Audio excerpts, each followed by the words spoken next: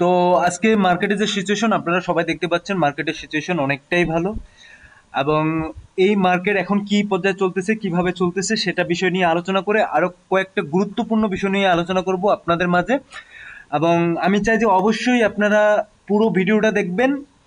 প্রত্যেকটা জায়গায় জায়গায় শেখার মতো জিনিস আছে, হয়তোবা কিছুটা মাঝে মধ্যে বোরিং লাগে কারণ ভিডিওটা অনেকটা লং হয়, এই জন্য বোরিং লাগে, কিন্তু আপনারা শেখার মতো জিনিস পাবেন ওইখান থেকে। ঠিক আছে, তো চলুন দেখে আসি আজকে মার্কেটের যে সিচুয়েশন অবস্থা। এখন দেখুন এই মুহূর্তে মার্কেট যেটা দাঁড়িয়ে আছে সেটা ৬৬,২৫৬। এটা যদি ২৪ ঘন্টা দেখি, সেখানে ২৪ ঘন্টা 2.2% মার্কেট পাম্প করছে।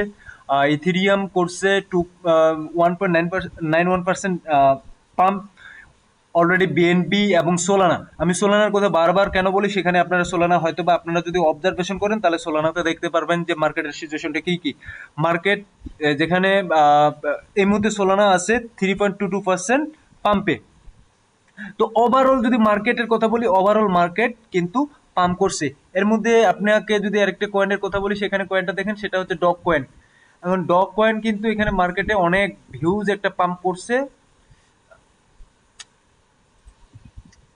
এখানে ডগ কয়েন যেটা পাম্প করছে সেটা হচ্ছে যে আপনার 10.43%। এটা 24 ঘন্টায় পাম্প করছে। তো দাঁড়ান না, এখানে দেখলে আপনারা হয়তো বা বুঝতে পারবেন যে ডজ কয়েন যেটা পাম্প পাম্প করছে। দেখেন এখানে ডজ কয়েন দেখেন, 24 ঘন্টায় 10.43% পাম্প করছে, এবং এটা মানে হিউজ পরিমাণে একটা পাম্প করছে। আপনারা দেখেন প্রত্যেকটা যেগুলো আদার কয়েন আছে সেখানে দেখেন যে সেখানে বিটকয়েন 2.32%, ইথেরিয়াম 2.04%, আপনার বিএমপি 2.64%, সোলানা 3.80%। সেক্ষেত্রে কিন্তু ডোজ কয়েনটা কিন্তু এখানে হিউজ পরিমাণে একটা পাম্প করছে। ওভারঅল দেখেন এখানে শিবা ইনুর যদি আপনারা দেখতেছেন, শিবা ইনু কিন্তু এখানে 24.46% পাম্প করছে। আমিও জানি, আমিও একজন রিটেল ইনভেস্টর, আমিও জানি যে আসলে আমরা ম্যাক্সিমাম ইনভেস্ট যেটাতে রাখি সেটা হচ্ছে মিম কয়েন, অলস কয়েন। এখন এই মুহূর্তে মিমস কয়েন এবং অলস কয়েন অনেক হিউজ পরিমাণে পাম্প করছে। কিছুক্ষণ আগে হয়তোবা তিনটা 3 ঘন্টা 4 ঘন্টা আগে কিন্তু আমি একটা কমেন্ট করছিলাম টেলিগ্রাম চ্যানেলে, একটা আমি পোস্ট করছিলাম, সেখানে লিখছিলাম যারা এই 10 দিন বা 15 দিন আগে মার্কেটে এন্ট্রি করছেন, যারা মিম কয়েন এবং অলস কয়েনতে টাকা ইনভেস্ট করছেন, বিশেষ করে মিমস কয়েনে, তারা কিন্তু অলরেডি হিউজ পরিমাণে একটা প্রফিটে আছেন। সো আমি বলবো বেশি লোভ না করে সেখান থেকে প্রফিট বের করে নিন, কারণ এই মার্কেট আবার কিন্তু নিচের দিকে আসবে। আপনারা আবার রি এন্ট্রি নিতে পারবেন, সেক্ষেত্রে লাভই হবে, লস হবে না, এটা আপনারা বোঝার চেষ্টা করুন। দ্বিতীয়ত আমরা দেখবো যে এখানে ম্যাক্সিমামে যে কয়েনগুলো, যেমন আমি লাইট কয়েনের কথা বলছি, লাইট কয়েনের কথা কেন বলছি, লাইট কয়েন একটা স্টেবল কয়েন, আমার কাছে একটা খুব বেটার একটা কয়েন। এখানে হোল্ডিং 80% হোল্ডিং কয়েন, এই কয়েনটা হোল্ডিং করতেছে। সেখানে লাইট কয়েন এখন 70 আছে। এটা নেক্সট যে বুল রান আছে সেই বুল রানে 400 500 তো যাবে, এটা একটা মানে কনফিডেন্স আছে। এই মুহূর্তে পেপে দেখেন, পেপে 24 ঘন্টায় 17.93% পাম্প করছে। সেটাও তাও আশানুরূপ পাম্প না। যারা 3 মাস 4 মাস আগে পেপেতে ইনভেস্ট করছেন তাদের কিন্তু আশানুরূপ পাম্প না, এই পাম্পটা আরো উপরের দিকে যাবে। সেখানে দেখুন 7 দিনে 32% বা 33% কিন্তু পাম্প। প্রত্যেকটা এভরি ওয়ান কয়েন কিন্তু মোটামুটি পাম্প করছে। সেক্ষেত্রে সুই একটু পাম্প করে নাই, সুই কালকে পাম্প করছিল, পরশু পাম্প করছিল, সেই এখন পাম্প করে সেটা তো অনেকজনে সেলিং করছিল, এই সেলিং প্রেশারের কারণে সুই কিন্তু এখন ডাম্পে আছে। দ্যাটস ইট, মার্কেটের সিস্টেমটা এরকম। মার্কেট কিন্তু অন্য কিছু না, আপনি সেল করবেন বাই করবেন। আপনি যখন একটা জিনিস বাই করতেছেন কম দামে, সেল করবেন বেশি দামে, এটাই স্বাভাবিক। সবাই কিন্তু এটাই করতে চায়, কিন্তু সবাই এটা করতে পারে না। মানে এটা হার্শ রিয়েলিটি, সবাই এটা করতে পারে না। যেমন ডগ উইথ হ্যাট দেখেন, আরবিট্রাম দেখেন, অপটিমিজম দেখেন, ফ্যান্টম, ফ্যান্টম দেখেন এই মুহূর্তে 70-এ দাঁড়িয়ে আছে। দেখেন এই ফ্যান্টম কোথায় ছিল এবং কোথায় গেছে। এভরি কয়েন যারা 1 থেকে 1.5 মাসের মতো ইনভেস্ট করছেন, তারা আমি বলবো যে তারা হিউজ একটা পরিমাণে প্রফিট করছেন এই মার্কেট থেকে, আমি শিওরলি বলবো। এবং তাদের কাছে অনুরোধ, আমি তাদের কাছে অনুরোধ করব যে এই মার্কেটে যতটুকু করছেন এখন এই মার্কেট থেকে কিছু কিছু বের করে নিন। কারণ মার্কেটটা কিছুদিন পর আবার কিন্তু রিটেস্ট করবে, এটা আপনাদের গ্যারান্টি আমি দিয়ে বলতেছি। যখন রিটেস্ট করবে সেই মুহূর্তে আপনারা আবার রিইনভেস্ট করবেন, ঠিক আছে? এখন আমরা দেখি যে বিটিসির অবস্থা কি সিচুয়েশন। বিটিসির সিচুয়েশন আমরা আসলে এমনিতে বুঝতে পারতেছি বিটিসির সিচুয়েশন কি আছে। সেক্ষেত্রে আপনারা দেখতেছেন যে বিটিসি কিন্তু এখানে ওভারঅল ৬৬,৫০০ পর্যন্ত চলে গেছে। এখন ৬৬,৫০০ পর্যন্ত চলে গেছে, তারপরও কিন্তু অনেকের কাছে এখন কিন্তু মার্কেটটা অধরায় রয়ে গেছে। অনেকের কাছে এখনো মার্কেটটা অধরায় রয়ে গেছে। কেন মার্কেটটা অধরায় রয়ে গেছে আমি জাস্ট একটু শুধু দেখাই ওয়ান ডে টাইম ফ্রেমে কেন মার্কেট এখনো অধরায় রয়ে গেছে। এখন দেখেন যারা এই জায়গাগুলোতে ইনভেস্ট করছেন, যারা ৫৩ বা ৫৬ বা এখানে এই মানে ৬০-এর কাছাকাছি বা ৫৯-এর কাছাকাছি যারা ইনভেস্ট করছেন তারা ঠিক আছে, দ্যাটস ইট, তাদের পোর্টফোলিও এখন ভালো একটা অলরেডি ইনকাম জেনারেট করে ফেলছে। কিন্তু যারা এই জায়গাটাতে ইনভেস্ট করছেন ৭১-এ বা ৬৯-এ, তাদের কি অবস্থা? তাদের অবস্থা এই মুহূর্তে তারা এখন পর্যন্ত তাদের পোর্টফোলিও কিন্তু ওইভাবে গ্রোথ করতে পারে নাই, ঠিক আছে?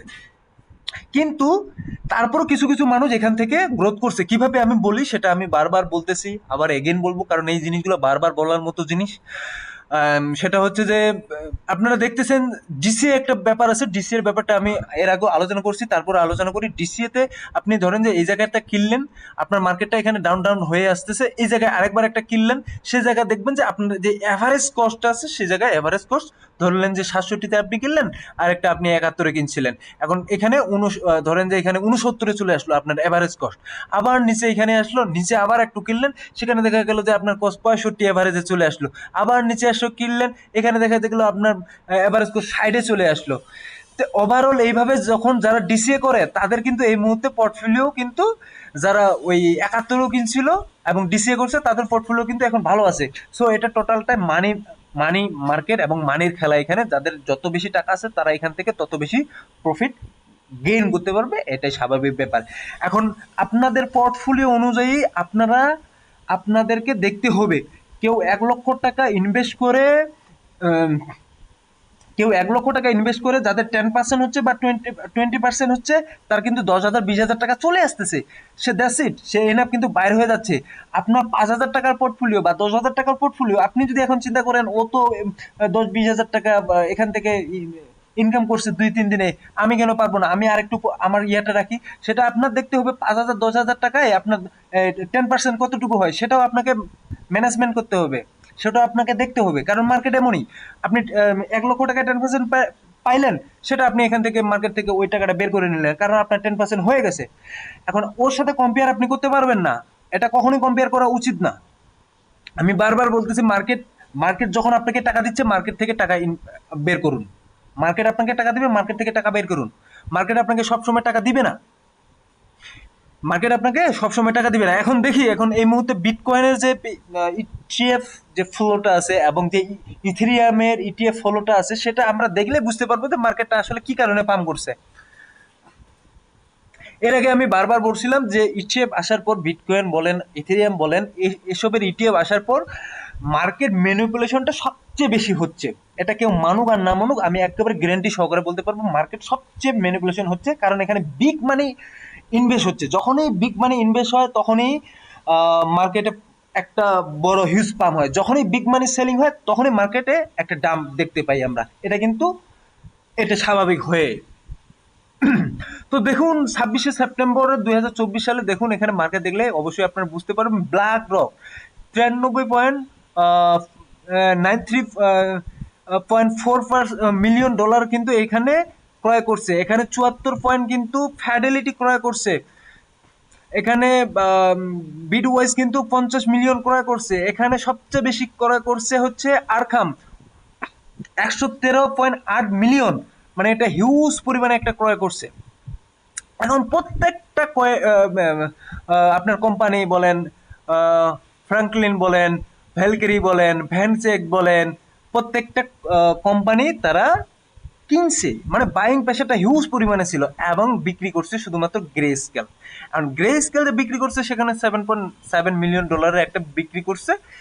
এবং ওভারঅল যদি মার্কেট আপনি দেখেন সেখানে 3.65 মিলিয়ন, মানে 365.7 মিলিয়ন একটা মার্কেটের টাকা ইনভেস্ট হয়েছে।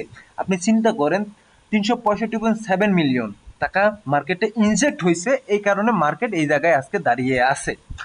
সো মার্কেটে বাইং প্রেশারটা হিউজ পরিমাণে হয়ে গেছে, এবং বাইং প্রেশার হওয়ার কারণে এই জায়গায় এখন আমরা দেখবো যে এখান থেকে মার্কেট আসলে কতটুকু কথা যাইতে পারে, এটা আমরা দেখবো। এখন ডের যে আমরা একটা হিসাব যদি করতেছি, ডে যে এই মুহূর্তে মার্কেট আছে, আমি কালকের ভিডিওতে অথবা পরশু ভিডিওতে আমি বলছিলাম যে মার্কেট যদি 64 বা 65-র উপর দিকে চলে যায়, সেক্ষেত্রে আমরা একটু মোটামুটি একটা পাম্প দেখবো। এবং সেটা আপনারা দেখেন যে আমার পরশু দিনের ভিডিওতে বলা আছে মার্কেট কি বুলিশ বুল রান মুভমেন্ট নিল, এবং অনেকের ক্ষেত্রে এটা বুল রান হয়ে গেছে, কারণ অনেকে 50,000 বা 52,000 যখন বিটিসি ছিল এবং অল্টস কয়েন যখন মিমস কয়েন যখন অনেক নিচে ছিল, তখন কিন্তু অনেকের ক্ষেত্রে এটা বুল রান হয়ে গেছে। জাস্ট যতটুকু যারা পাইছে ততটুকু সেখান থেকে ইনকাম জেনারেট করছে, কিন্তু অনেকের কাছে এখন পর্যন্ত কোনো কিছুই হয় নাই। কারণ আমি বললাম, যারা 71,000 বা 72,000 ডলারে ইনভেস্ট করছিল বিটকয়েনে, অথবা সেই সময় যে অল্টস কয়েনগুলোর প্রাইসগুলো ছিল, সেই সময় যারা ইনভেস্ট করছে তাদের কিন্তু এখন পর্যন্ত আসে নাই।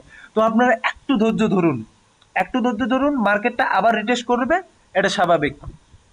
কারণ মার্কেট সদাসদি উপরে কখনো যাইতে পারে না, মার্কেট সদাসদি কখনো উপরে যাইতে পারে না, এটা মার্কেটের ধর্ম না। আবার মার্কেটে আপনারা যদি চিন্তা করেন যে মার্কেট সবসময় উপরের দিকে যাবে, তার মানে আপনারা কেউ মার্কেট থেকে টাকা বের করতেই পারবেন না, এটা সম্ভবই না।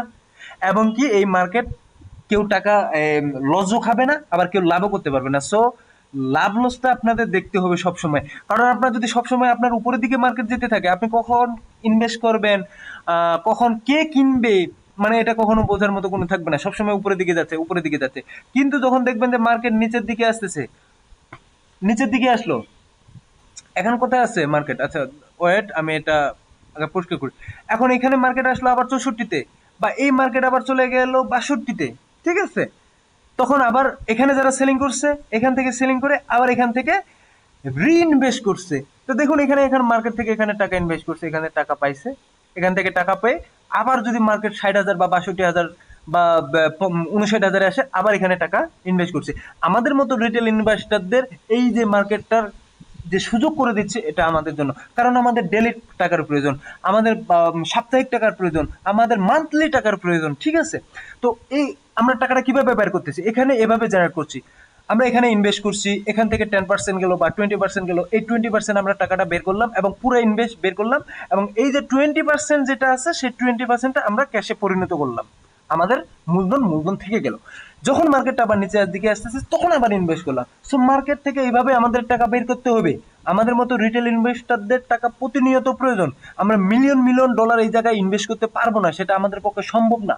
এবং আমরা মার্কেটে 6 মাস বা 1 বছর টাকা ইনভেস্ট করে রাখতে পারবো না, সেটা আমাদের পক্ষে সম্ভব না। আমাদের মার্কেট থেকে প্রতিনিয়ত টাকা বের করতে হবে, এবং প্রতিনিয়ত টাকা বের করতে গেলে আমাদেরকে এইভাবেই করতে হবে, ঠিক আছে? এখন আমি কিছু কয়েনের কথা বলবো, যারা যেই কয়েনগুলো নতুন আসছে মার্কেটে, সেই কয়েনগুলো সম্পর্কে আমি কিছুটা বলি, এবং কিছুটা বললে আপনারা বুঝতে পারবেন। সেটা হচ্ছে হ্যামস্টার কম্বাট। আমি হ্যামস্টার কম্বাট, এই হ্যামস্টার কম্বাট বললেই হয়তো বা অনেক কিছু বলা হয়ে যাবে। সো এখানে দেখেন,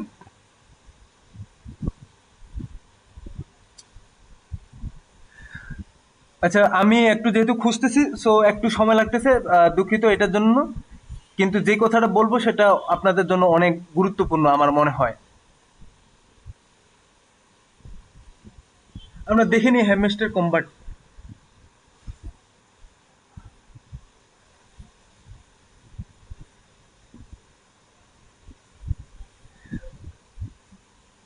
এর আগে আমি একটা জিনিস বলছিলাম, আপনাদের মনে হয়তো আছে অথবা নাই আমি জানি না। আমি এর আগে একটা জিনিস যখন বলছিলাম যে যখন কোনো এয়ার ড্রপ আপনারা পাইতেছেন, এয়ার ড্রপ পাওয়ার পরে সবসময় সেলিং প্রেশার থাকে মার্কেটে।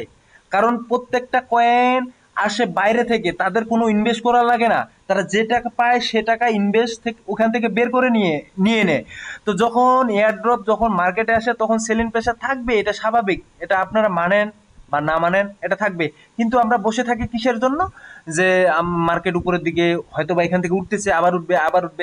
এই যে দেখেন মার্কেটটা এখান থেকে কোথায় গেছে, এখান থেকে মার্কেটটা কোথায় গেছে, আজকে কিন্তু অনেকেরই কিন্তু এখানে লস অবস্থায় আছে।